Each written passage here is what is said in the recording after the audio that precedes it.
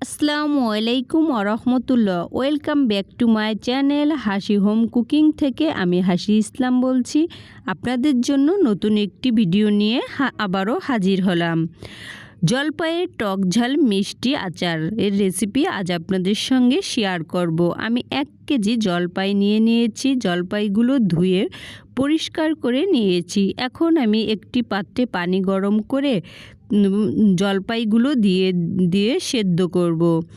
আমি ঢেকে 15 মিনিট জাল করে জলপাইগুলো সিদ্ধ করে নিচ্ছি। আমার জলপাইগুলো সিদ্ধ হয়ে গিয়েছে। দেখুন আমার জলপাইগুলো ফেটে গিয়েছে।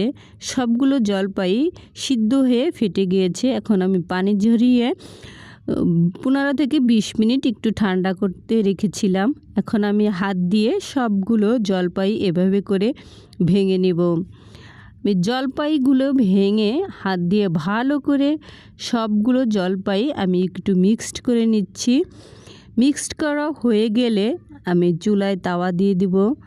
তাওয়া দিয়ে আমি পাঁচফোড়ন, জিরা, শুকনো লঙ্কা একটু ভেজে নেব।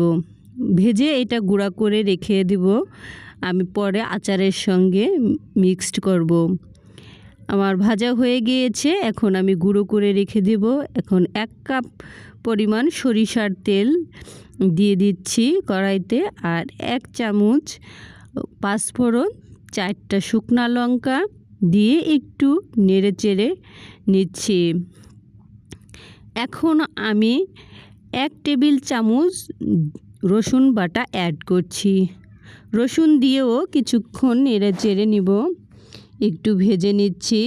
ভাজার পরে এখন আমি আমার জলপাই দিয়ে দিচ্ছি। জলপাই দিয়ে ভালো করে মিশিয়ে নেব। মনে রাখবেন আচারে কখনো পানি অ্যাড করবেন না। পানি থাকলে আচার নষ্ট হয়ে যায়। তাই আচারে পানি অ্যাড করবেন না। পানি অ্যাড করলে আচার নষ্ট হয়ে যাবে। তাই এখন আমি 2 মিনিটের মতো নেড়েচেড়ে একটু ভেজে নেব। আমি নেড়েচেড়ে একটু ভেজে নিচ্ছি। এখন আমি 2 কাপ চিনি অ্যাড করছি। মিষ্টি যদি কেউ কম খান তাহলে কম অ্যাড করবেন।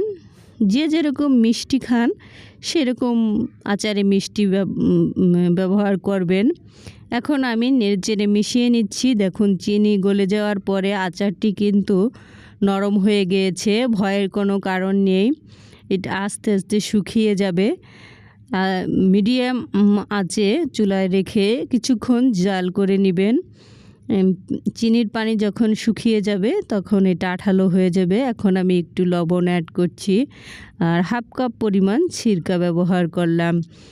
আচারে সিরকা ব্যবহার করলে সারা বছর আচার ভালো থাকে, নষ্ট হয় না। আমি গুঁড়ো করে রাখা পাঁচফোড়ন এবং জিরা আর শুকনো মরিচের অ্যাড করছি।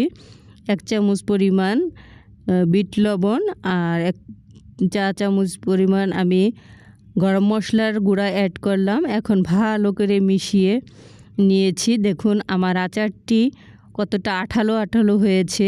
এরপর নামিয়ে নিচ্ছি। এখন ঠান্ডা হওয়ার পরে আমার আচারটি এরকম হয়েছে। যদি আমার ভিডিওটি ভালো লেগে থাকে তাহলে একটি লাইক এবং আমার চ্যানেলটি সাবস্ক্রাইব করে পাশে থাকবেন। ধন্যবাদ।